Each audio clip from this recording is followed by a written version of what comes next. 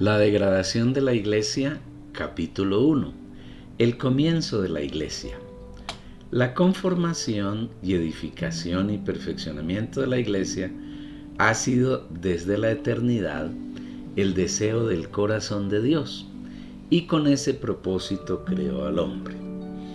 La Biblia dice que Dios creó al hombre a su imagen conforme a su semejanza. Y en esas dos características del hombre hay un propósito bien definido que el Señor tuvo al crear a su criatura más elevada. Entonces dijo Dios: hagamos al hombre a nuestra imagen, conforme a nuestra semejanza, y señoree en los peces del mar, en las aves de los cielos, en las bestias, en toda la tierra, y en todo animal que se arrastra sobre la tierra. Génesis 1, versículo 26. La imagen. Los hombres tenemos la imagen y la semejanza de Dios. La imagen no es nada distinto a la capacidad de recibir y contener a Dios, capacidad que está en el espíritu humano. El hombre es tripartito. Cuando Dios creó al hombre lo hizo con tres partes bien diferenciadas: espíritu y alma y cuerpo. Y el mismo Dios de paso santifique por completo y todo vuestro ser, espíritu y alma y cuerpo. Entonces Jehová Dios formó al hombre del polvo de la tierra, cuerpo humano, y sopló en su nariz aliento de vida, espíritu humano, y fue el hombre un ser viviente, alma humana. Primera Tesalonicenses 5, versículo 23, y Génesis 2, versículo 7. El Señor formó el cuerpo del hombre del polvo de la tierra. Un biólogo nos dirá que en nuestro cuerpo están casi todos los elementos químicos que hay en la tierra, los cuales son indispensables para su funcionamiento. Por eso, cuando nos alimentamos, consumimos carbono, calcio, hierro y todos los elementos que nuestro cuerpo necesita para funcionar normalmente. Después de que formó al hombre del polvo de la tierra, la Biblia dice que Dios sopló en él aliento de vida.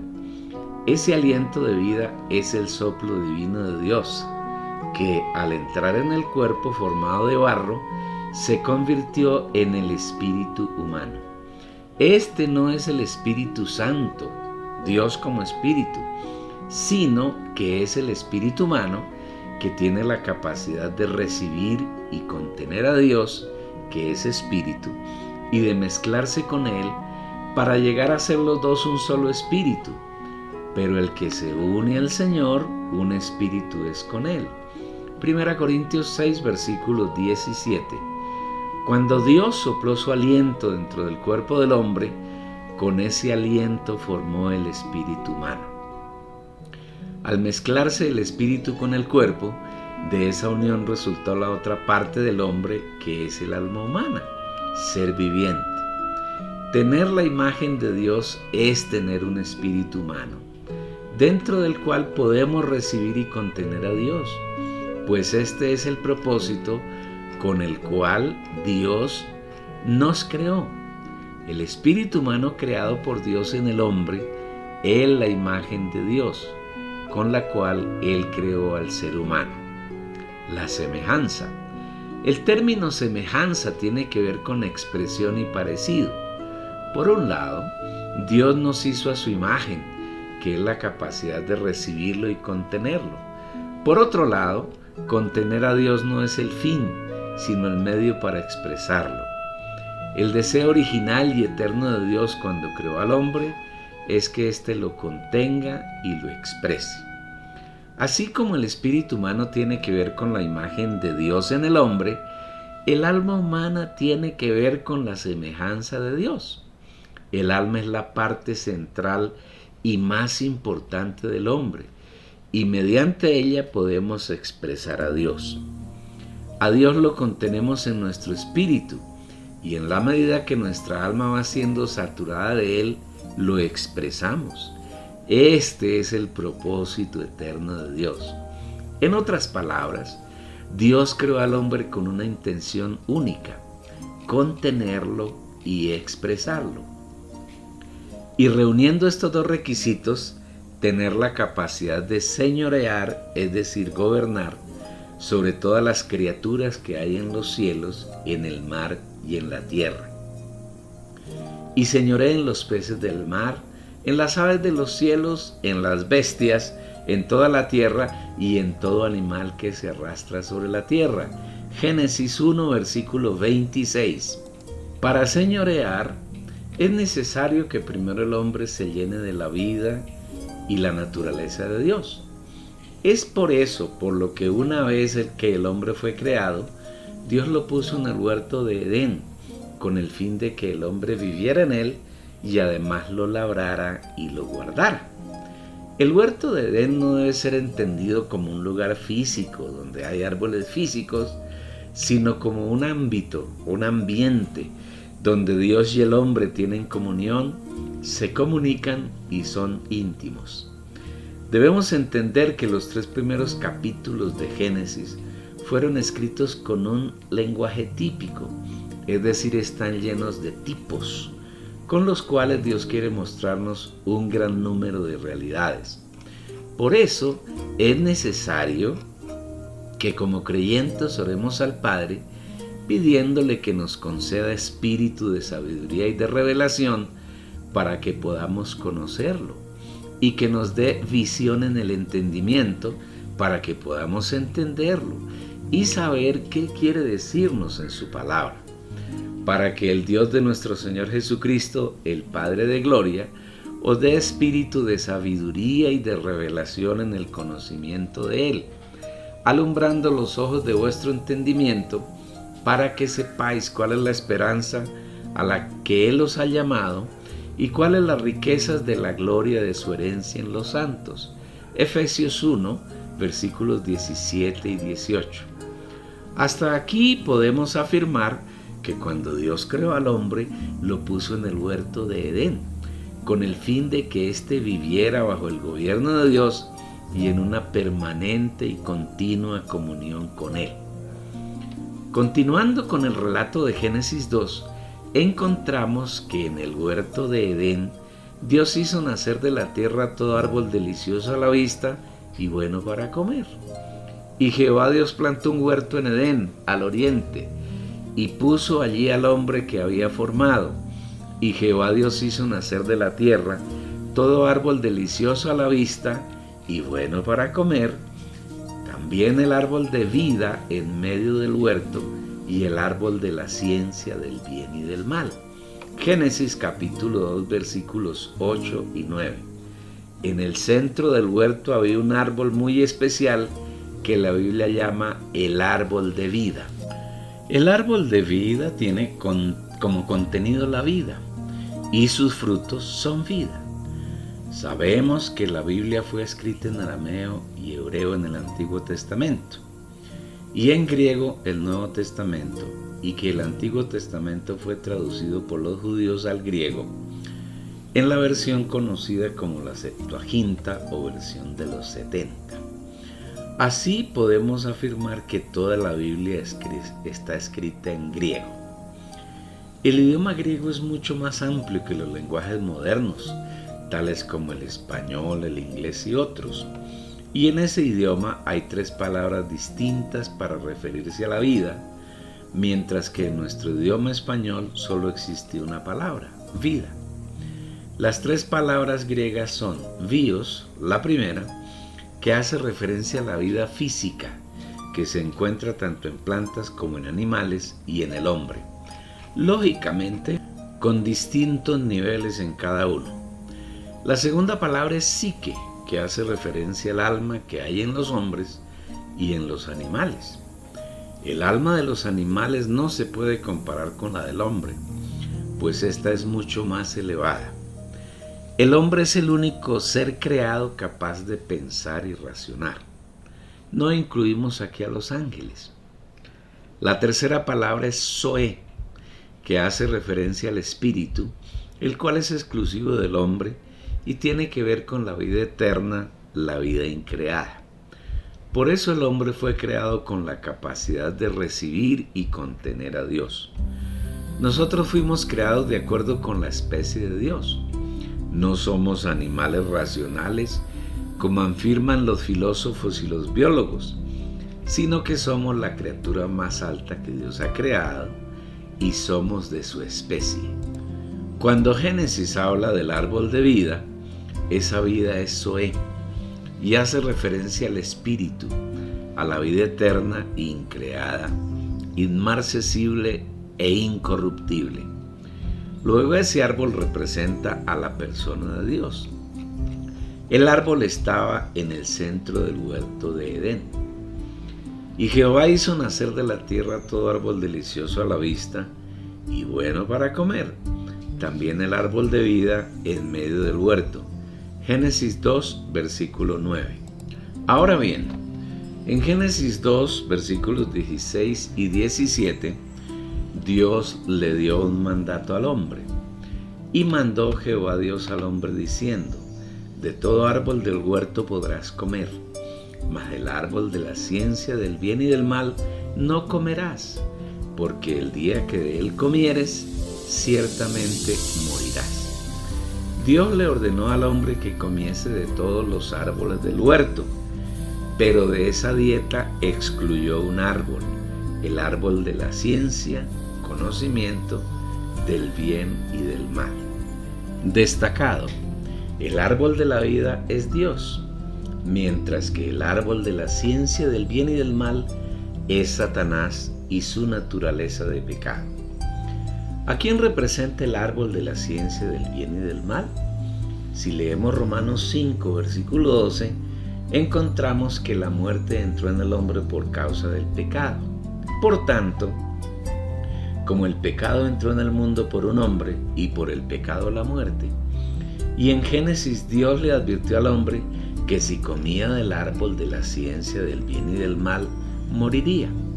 Entonces, si la causa de la muerte es el pecado en Romanos, y la causa de la muerte es el árbol de la ciencia del bien y del mal en Génesis, inferimos que el árbol de la ciencia del bien y del mal es el pecado. Obsérvese que este pecado está en singular, porque se refiere a una persona. Ahora leamos 1 de Juan 3, versículo 8. El que practique el pecado es del diablo, porque el diablo peca desde el principio. Uniendo estos dos pasajes podemos colegir que el pecado es la persona, la naturaleza de Satanás. Conclusión: en Génesis, el árbol de vida representa la persona y la naturaleza de Dios, y el árbol de la ciencia del bien y del mal representa la persona y la naturaleza de Satanás. Dios le ordenó al hombre que comiera de todos los árboles del huerto, pero que de ninguna manera comiera del árbol de la ciencia del bien y del mal. En otras palabras, Dios le ordenó al hombre que comiera del árbol de la vida, que comiera a Dios, que recibiera al Señor en su espíritu humano, pero que en ninguna circunstancia permitiera que Satanás, que es el árbol de la ciencia del bien y del mal, entrara en él. En síntesis, para que el hombre pueda recibir, contener y expresar a Dios, y asimismo gobernar sobre todas las criaturas, es requisito indispensable que reciba a Dios y se llene de él, para que así pueda expresarlo. El hombre en el huerto de Edén era un vaso vacío, disponible para recibir la persona, la vida y la naturaleza de su creador. Dios anhelaba, comillas, casarse, hacerse uno con el hombre, mezclarse con él. Lamentablemente, Génesis 3 nos dice que el hombre no obedeció a Dios, no comió del árbol de la vida, sino que por el contrario, bajo el engaño de Satanás, representado por la serpiente, el hombre, varón y hembra, comió del árbol de la ciencia del bien y del mal, se llenó de él, comillas, pecado, que es la naturaleza de Satanás. Dios había creado al hombre con la intención de que se llenara de él, pero aquí lo tenemos recibiendo en sus miembros la naturaleza de Satanás, el pecado. El hombre entonces cayó del propósito de Dios.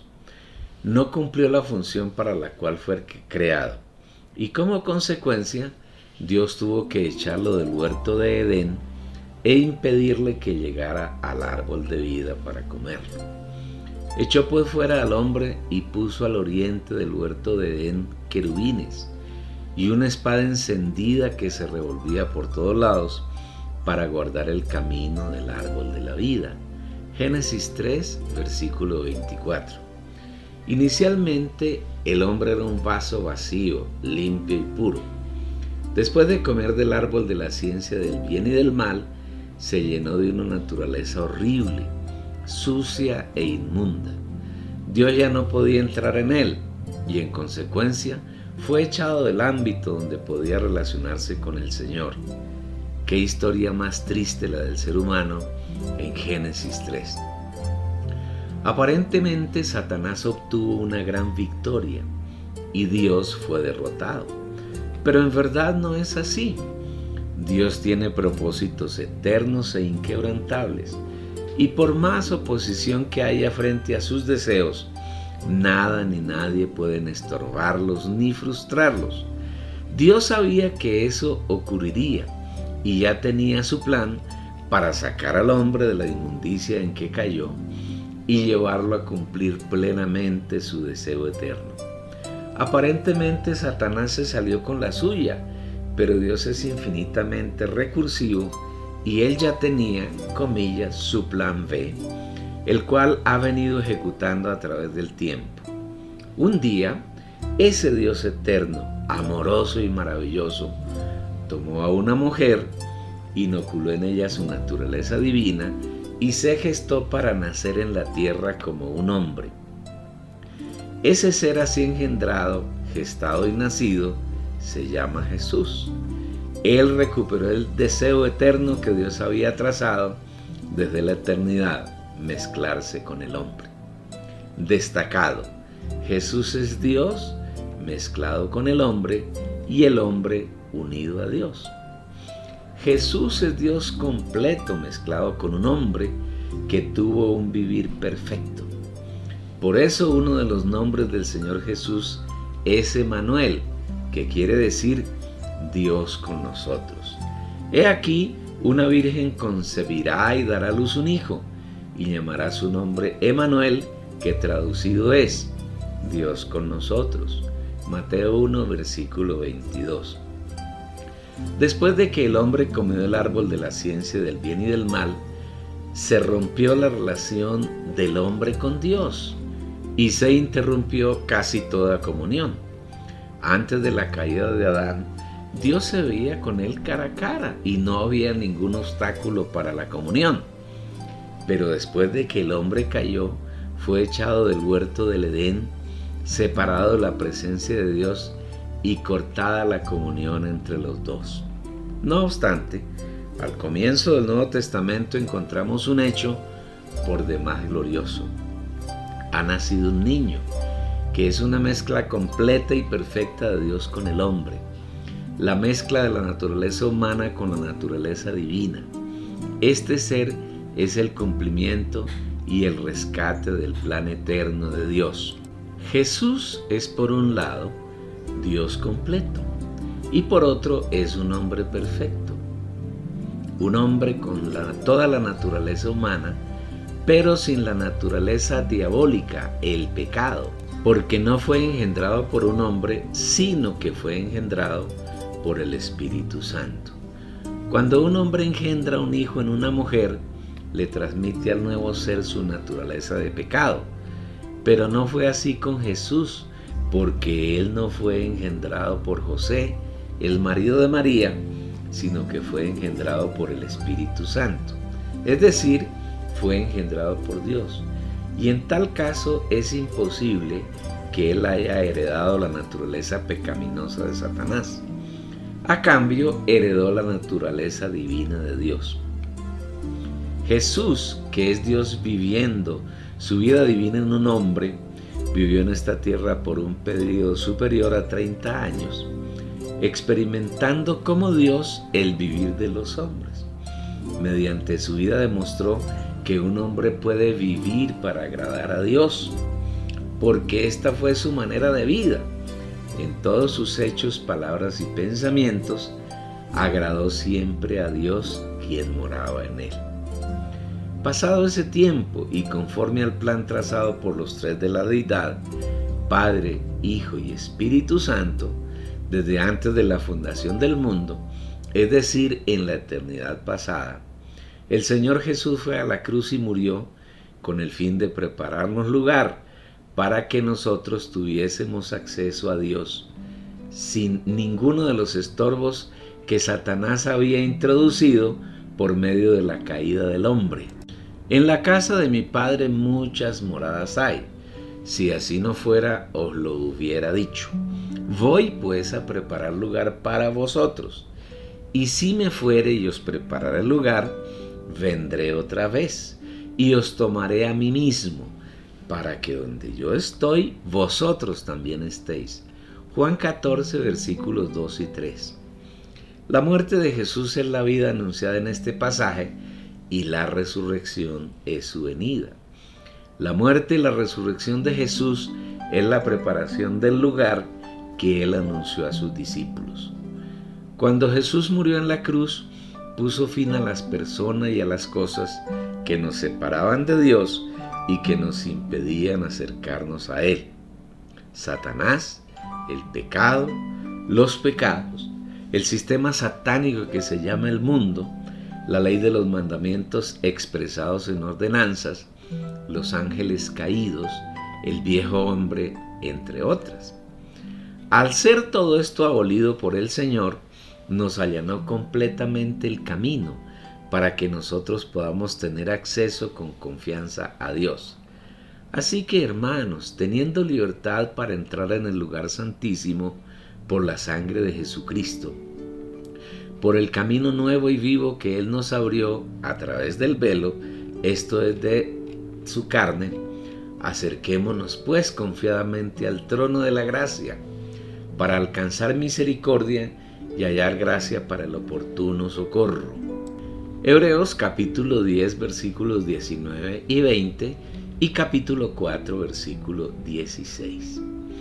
Gracias a la muerte y la resurrección del Señor, la comunión entre Dios y algunos hombres fue completamente restablecida y podemos venir a Él con intrepidez y confianza porque todos los obstáculos que nos separaban del Señor han sido quitados y eliminados. Destacado. Gracias a la muerte y resurrección de Jesús, nosotros sus hijos vivimos en Dios y Él vive en nosotros. Para completar su obra de redención, es decir, de comprarnos y acercarnos a Dios, Jesús no quedó en la muerte, no permaneció en la tumba, sino que 3 días después de su muerte resucitó. Mediante su resurrección, venció el poder más grande que había en la tierra, la muerte. Una vez resucitado, primero se presentó al Padre para que los tres de la deidad disfrutaran del fruto de su plan. Y la noche del día en que resucitó, se presentó a sus discípulos para hacer una de las obras más altas en el proceso de redención. El Señor se sopló como el Espíritu Santo para dentro de sus discípulos, para dentro de nosotros. Cuando llegó la noche de aquel mismo día, el primero de la semana, estando las puertas cerradas en el lugar donde los discípulos estaban reunidos por miedo de los judíos, vino Jesús y puesto en medio, sopló y les dijo: recibid el Espíritu Santo. Juan 20, versículos 19 al 22. Decimos que esta es una de las obras más elevadas en el proceso de la redención, porque después del hombre haber caído, de hacerse tan ruin y miserable a los ojos de Dios, de estar totalmente separado de Él, ahora Dios viene a morar en aquellos hombres que estaban en el lugar donde el Señor se les apareció. Desde ese momento, no solo hay un Hijo de Dios, Jesús, sino que Dios tiene muchos hijos. Ahora Dios no vive solamente en Jesús como hombre, sino que ha ganado muchos hombres para vivir en y con ellos. Esos hombres ya no están separados de Dios, sino que ahora son uno con Él. Dios vive en su espíritu y ellos viven en Dios para agradarlo, para tener íntima comunión con Él y para conocerlo, disfrutar de todas sus riquezas y cumplir su plan eterno. Desde ese momento, Jesús ya no es el único Hijo de Dios, sino que además de unigénito, ha llegado a ser el primogénito, porque mediante su muerte y resurrección ha producido un gran número de hermanos, hijos de Dios. Esos hermanos somos nosotros, los creyentes. Los creyentes somos hijos de Dios porque hemos sido engendrados por Él. Mas a todos los que le recibieron, a los que creen en su nombre, les dio potestad de ser hechos hijos de Dios, los cuales no son engendrados de sangre, ni de voluntad de carne, ni de voluntad de Dios, sino son engendrados de Dios. Juan 1, versículos 12 y 13. No hemos sido adoptados, es decir, no somos hijos adoptivos, sino que somos sus hijos legítimos, porque Él nos ha dado su naturaleza divina y nos ha hecho partícipes de ella. Es decir, el Señor nos ha engendrado. Nos ha dado preciosas y grandísimas promesas para que por ella llegaseis a ser participantes de la naturaleza divina. Segunda de Pedro capítulo 1 versículo 4. Pasados 40 días después de ese magno acontecimiento, el Señor Jesús ascendió al cielo para ser entronizado como Dios y para entrar en la gloria de Dios y vivir en ella por la eternidad. Y habiendo dicho estas cosas, viéndolo ellos, fue alzado y le recibió una nube que le ocultó de sus ojos. Hechos 1, versículo 9. Antes de su ascensión, el Señor mandó a sus discípulos que se quedaran en Jerusalén hasta que fuesen investidos de poder desde lo alto, con el fin de que llevaran adelante la comisión que Él les había encomendado. He aquí yo enviaré la promesa de mi Padre sobre vosotros, pero quedaos vosotros en la ciudad de Jerusalén hasta que seáis investidos de poder desde lo alto. Lucas 24, versículo 49. Fue así como en una casa que llamaron el aposento alto, 120 discípulos permanecieron durante 10 días, entre quienes se contaban algunas mujeres, incluida María, la madre de Jesús, y los hermanos en carne de éste. ¿Qué hacían los 120 en el aposento alto durante los 10 días que permanecieron allí? Orar, llenarse del Señor en su alma, puesto que la noche de la resurrección habían sido llenos en su espíritu, y por eso podían guardar la unidad del espíritu como efectivamente lo hicieron. Destacado es en el Espíritu Santo y es en el cielo donde se planean todas las actividades que se hacen en la genuina iglesia. Ellos no se dedicaron a planear cómo predicar el evangelio, ni quién los iba a liderar, ni a quién nombraban pastor, como hacen las congregaciones contemporáneas. Tampoco instituyeron a Pedro como papa, ni delinearon las características de una gran organización cristiana. Simplemente se dedicaron a la oración, a llenarse del Espíritu. Se dedicaron a ser diligentes en guardar la unidad del Espíritu, que es la única unidad que el Señor desea y en la que se agrada. Entonces volvieron a Jerusalén desde el monte que se llama del Olivar, el cual está cerca de Jerusalén, camino de un día de sábado. Y entrados subieron al aposento alto, donde moraban Pedro, Juan y Jacobo y Andrés, Felipe y Tomás, Bartolomé y Mateo, Jacobo hijo de Alfeo, Simón el celote y Judas, el hermano de Jacobo. Todos estos perseveraron unánimes en oración con las mujeres y con María, la madre de Jesús, y con sus hermanos. Hechos 1, versículos 12 al 14. Cuando los hijos de Dios son diligentes en guardar la unidad del Espíritu, espontáneamente se da la unanimidad, que consiste en ser uno en el alma. solícitos en guardar la unidad del Espíritu en el vínculo de la paz.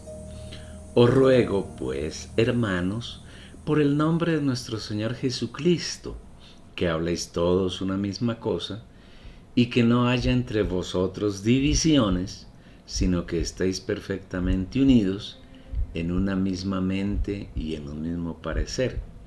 Efesios 4, versículo 3 y 1 Corintios 1, versículo 10.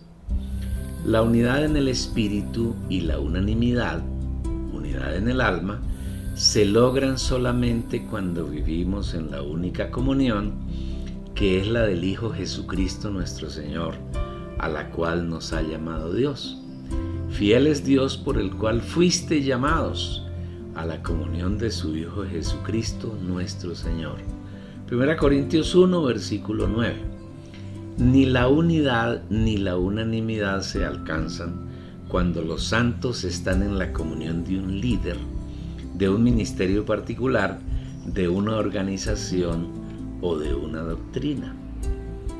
Esta es la razón para que haya miles de divisiones del cristianismo contemporáneo. Los cristianos no podrán llegar a la unanimidad y a la unidad, a menos que dejen las comuniones particulares de sus líderes y se vuelvan a la única comunión, la del Hijo Jesucristo nuestro Señor. La unidad y la unanimidad fueron logradas por los 120 discípulos que permanecieron 10 días en el aposento alto. Por eso Hechos 2, versículo 1 declara: cuando llegó el día de Pentecostés, estaban todos unánimos juntos. Antes de que el Señor muriese, los discípulos disputaban quién de ellos iba a ser el primero en la gloria y quiénes iban a ocupar los puestos de privilegio al lado del Señor, al punto que 2 de ellos le rogaron que los dejara sentarse, uno a la derecha y otro a la izquierda del Señor. Entonces Jacobo y Juan, hijos de Zebedeo, se le acercaron diciendo: Maestro, querríamos que nos hagas lo que pidiéremos. Él les dijo: ¿qué queréis que os haga? Ellos le dijeron: concédenos que en tu gloria nos sentemos el uno a tu derecha y el otro a tu izquierda. Cuando lo oyeron los 10 comenzaron a enojarse contra Jacobo y contra Juan. Marcos 10, versículos 35 al 37 y versículo 40. Pero nada de esto ocurrió durante los 10 días que permanecieron orando. El único interés que tenían era que el Señor los llenase con todas sus riquezas, para que ellos pudieran hacer su voluntad. Y llegado el día de Pentecostés, gracias a que habían aprendido a ser uno en espíritu y en alma, el Espíritu Santo encontró en ellos un terreno totalmente preparado para hacer su voluntad. Es por esta razón que el relato continúa. Y de repente vino del cielo un estruendo como de un viento recio que soplaba, el cual llenó toda la casa donde estaban sentados. Y se les aparecieron lenguas repartidas como de fuego, asentándose sobre cada uno de ellos, y fueron todos llenos del Espíritu Santo, y comenzaron a hablar en otras lenguas, según el Espíritu les daba que hablasen. Hechos 2, versículos 2 al 4. Observa, apreciado lector, que allí no hubo ninguna organización ni predeterminación para hacer la obra del Señor distinta a lo dispuesto por el Espíritu Santo. Observa que es de repente cuando viene el estruendo, semejante al viento recio que soplaba. En otras palabras, ninguno de los santos que allí se encontraban planeó ese evento, sino fue el Espíritu, el Señor Jesús, quien determinó cómo debían ocurrir las cosas. Observa igualmente que el estruendo parecido a un viento recio vino del cielo, no de la tierra. Es decir, fue un evento totalmente celestial, venido del trono de Dios, y en ello no hay ninguna intervención humana, tampoco de Satanás ni de sus ángeles caídos, y mucho menos de los demonios. Qué precioso es el hecho de que Dios pueda encontrar a algunos de sus hijos totalmente dispuestos a hacer su voluntad. Dice la Biblia que el viento recio que soplaba llenó toda la casa donde estaban sentados. Un hecho para destacar es que los hermanos estaban sentados, es decir, estaban reposados, tranquilos, esperando que el Señor hiciera lo que había planeado y lo que Él deseaba. Ellos no estaban de pie, ni llenos de ansiedad, ni discutiendo doctrinas, ni predicándose entre ellos acerca de los diezmos, ni de las ofrendas, ni de las semillas de cientos, miles y millones de dólares. Tampoco estaban propugnando ni intrigando por dar a Juan, a Mateo o a Pedro algún liderazgo. Con sencillez de corazón estaban esperando en el Señor. ¡Qué buen ejemplo a seguir! En esa actitud el Espíritu pudo llenarlos, porque dice la Biblia que fueron todos llenos del Espíritu Santo. ¿Pero acaso no habían sido llenos la noche de la resurrección? Efectivamente, sí habían sido llenos en su interior. El día de Pentecostés los discípulos fueron llenos exteriormente. Aclaremos el asunto. Recordemos una vez más que la Biblia fue escrita en griego y que ese idioma es mucho más amplio que nuestro idioma español. Cuando dice la palabra que toda la casa donde estaban sentados fue llena del viento recio que soplaba, el término griego es eplerosen, que quiere decir ser llenos interiormente. Esta llenura les ocurrió a los discípulos la noche del día de la resurrección, el primer día de la semana. Ellos fueron llenos del Espíritu Santo en su interior. Cuando dice que todos los que estaban sentados fueron llenos del Espíritu Santo, el Señor es una palabra distinta, eplesesan, que quiere decir llenar por fuera y llenar exteriormente. En otras palabras, era el cumplimiento de la promesa que el Señor les había hecho en Lucas 24, versículo 49, cuando les dijo que se quedaran en Jerusalén hasta que Él los vistiera de poder desde lo alto. He aquí, yo envío la promesa de mi Padre sobre vosotros, pero quedaos vosotros en la ciudad hasta que seáis investidos de poder desde lo alto. Es necesario entender el estado del proceso de la redención en cada uno de los momentos en que el Señor llena a los discípulos. El día de la resurrección, Dios había pasado por el proceso de encarnación, vivir humano, muerte y resurrección. Y en el Espíritu que Él sopló dentro de ellos, que es Dios mismo, estaban esos elementos de encarnación, vivir humano, muerte y resurrección. Aunque horas antes de esa noche de Juan 20, el Señor Jesús había ascendido al Padre para presentarse como el primogénito de entre los muertos y para que el Padre lo disfrutase como las primicias de su obra de redención, la ascensión en sí aún no se había efectuado, sino que ocurrió 40 días después de manera visible, teniendo como testigos a los discípulos y a los ángeles. Y habiendo dicho estas cosas, viéndolo ellos, fue alzado y le recibió una nube que le ocultó de sus ojos. Y estando ellos con los ojos puestos en el cielo, entre tanto que él se iba, he aquí se pusieron junto a ellos 2 varones con vestiduras blancas. Hechos 1, versículos 9 y 10. Una vez que el Señor ascendió a los cielos de manera visible, fue entronizado como Señor de todo el universo y como el Cristo ungido. Jesús, a quien vosotros crucificasteis, Dios le ha hecho Señor y Cristo. Hechos 2, versículo 36. Igualmente, el Señor fue introducido en la gloria que tenía como Dios antes de su encarnación, pero de la que se había despojado para hacerse hombre, siervo, obediente hasta la muerte de cruz, el cual, siendo en forma de Dios, no estimó el ser igual a Dios como cosa a que aferrarse, sino que se despojó a sí mismo, tomando forma de siervo hecho semejante a los hombres, y estando en la condición de hombre se humilló a sí mismo, haciéndose obediente hasta la muerte y muerte de cruz. Por lo cual también Dios le exaltó hasta lo sumo, y le dio un nombre que es sobre todo nombre, para que en el nombre de Jesús se doble toda rodilla, de los que están en los cielos y en la tierra y debajo de la tierra, y toda lengua confiese que Jesucristo es el Señor, para gloria de Dios Padre. Filipenses 2, versículos 6 al 11. Ahora, como hombre penetraba por primera vez en la gloria de Dios. Esta es la respuesta a la oración que el Señor había elevado al Padre antes de morir en Juan 17, versículo 5. Ahora pues, Padre, glorifícame tú al lado tuyo con aquella gloria que tuve contigo antes que el mundo fuese.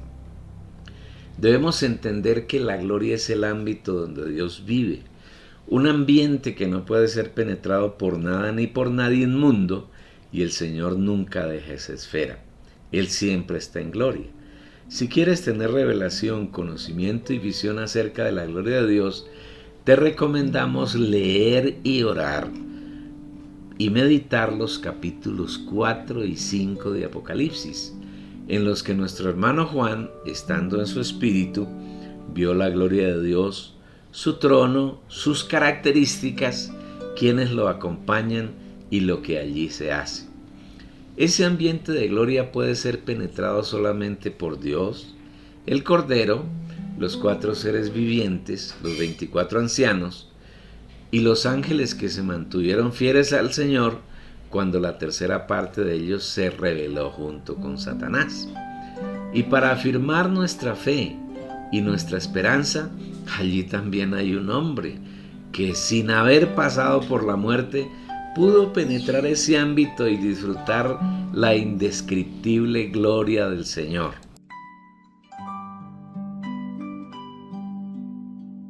Esto nos lleva a colegir que como creyentes que vivimos en la tierra, podemos andar en la gloria de Dios siempre que andemos en el Espíritu.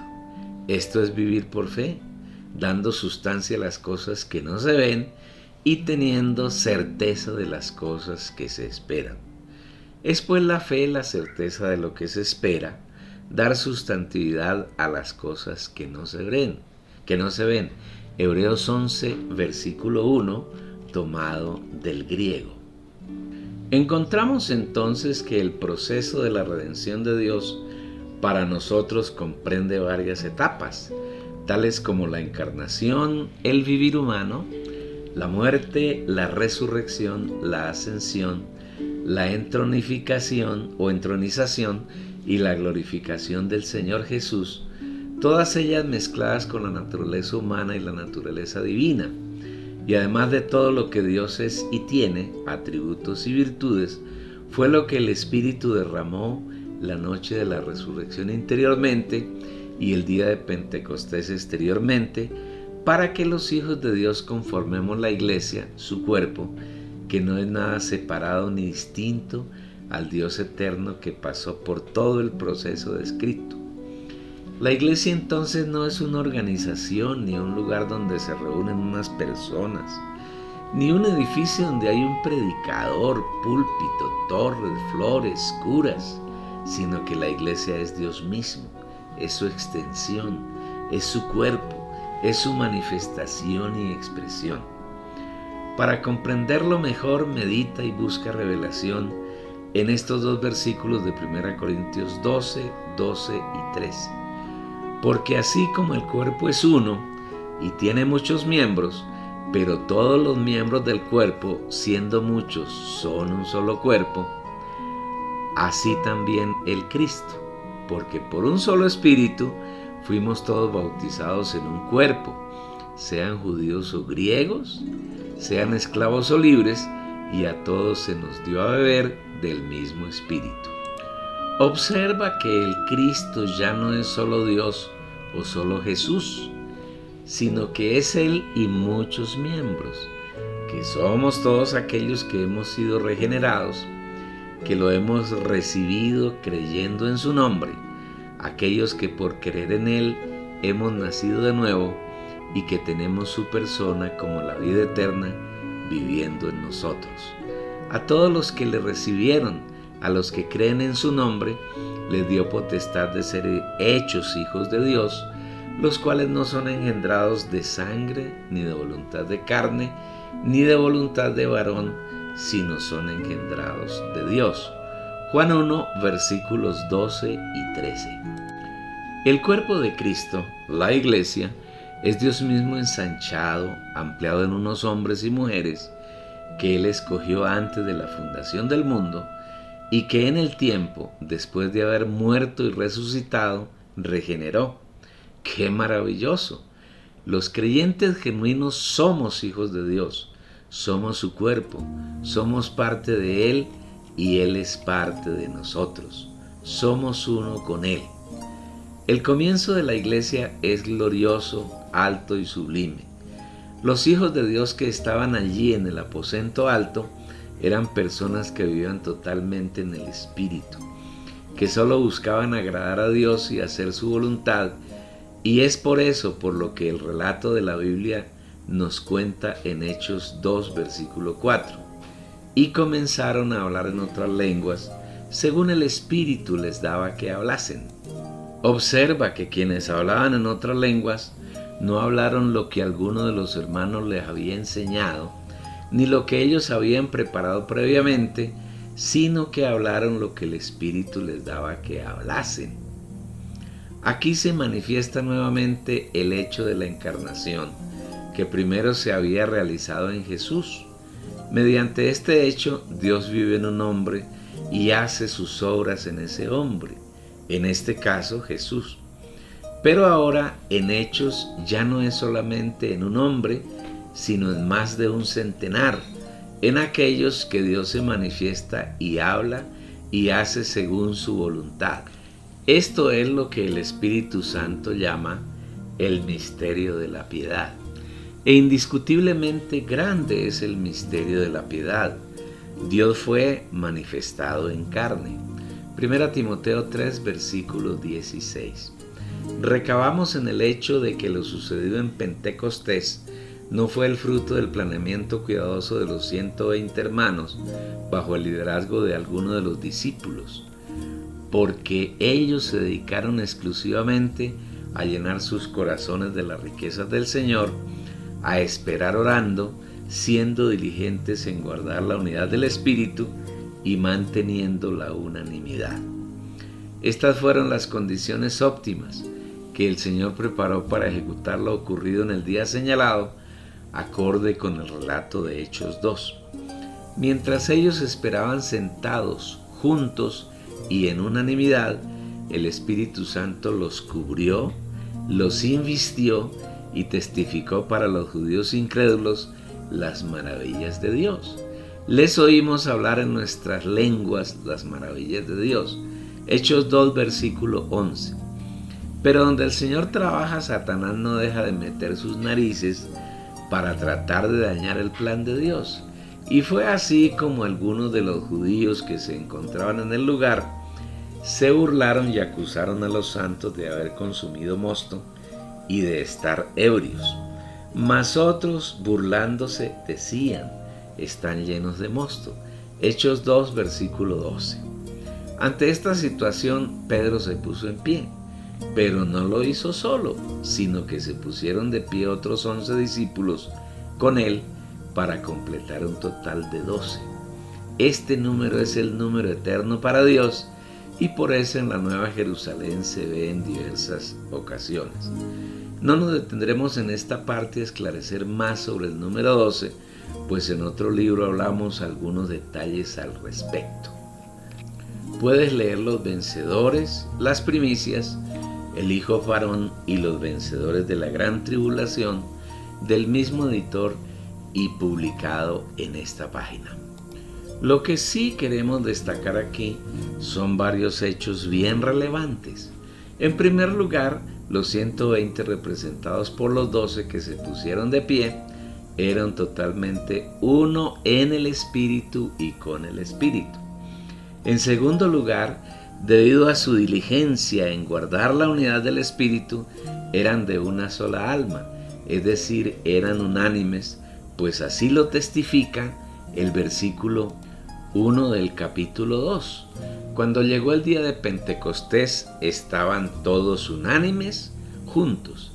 En tercer lugar, allí no habló Pedro, ni hablaron los 11, ni los 120, sino fue el Espíritu Santo quien tomó primero a muchos de los discípulos y luego a Pedro con los 11 para aclarar a los judíos cuál era la situación que estaba ocurriendo. Destacado: cuando prediques el Evangelio, asegúrate de sembrar la persona de Jesús en el corazón de quienes te escuchan. El Espíritu centró su testimonio en la persona y la obra del Señor Jesús, porque esa es la genuina predicación del Evangelio. Debemos entender que el Evangelio es una persona, el Señor Jesucristo. Así lo testifica el Espíritu Santo en Romanos 1, versículos 1 y 3. Pablo, apartado para el Evangelio de Dios, acerca de su Hijo, nuestro Señor Jesucristo. Predicar el Evangelio no consiste en hablar un poco de palabras que tocan el alma de los oyentes, sino que la genuina predicación del Evangelio consiste en infundir a las personas, en el espíritu de ellas, a la persona del Señor Jesucristo, persona de la cual debe estar constituido quien lo predica. Si se tiene solamente un conocimiento mental del Señor, lo máximo que hará un predicador al predicar el, comillas, Evangelio, es tocar la mente de quienes lo oyen, y en ese caso lo único que se transmite es muerte, porque la letra mata, mas el espíritu vivifica. 2 Corintios capítulo 3 versículo 6. Si predicamos el Evangelio, debemos estar en el espíritu y bien constituidos con la palabra, que es la persona del Señor Jesús, el Espíritu Santo. Recordemos que nadie puede dar de lo que no tiene. Si eres una persona que vive siempre en tu alma, en tu mente, tu predicación tocará solamente el alma de quien te oye y la llenarás de muerte. Pero si has aprendido a vivir en el Espíritu, a ejercitar tu espíritu, aquellas personas que tocas bajo la guía del Espíritu serán infundidas con la vida divina, serán refrescadas y salvas. No solo salvas eternamente, sino que serán salvas en su necesidad cotidiana de Cristo. ¿Y cuál fue el resultado de aquella acción del Espíritu Santo en Pentecostés? Y se añadieron aquel día como 3,000 personas. Hechos 2, versículo 41. Bueno, hasta aquí este capítulo. Creo que has ganado mucha revelación. Y si sigues en esta tónica, seguirás ganando más revelación. Espero que sigas leyendo el libro, que lo sigas escuchando y que compartas con otros estas riquezas. Mira, las personas que están alrededor tienen mucha necesidad de Dios. Sé un colaborador de Dios y envíales la dirección de la página www.las-primicias.com.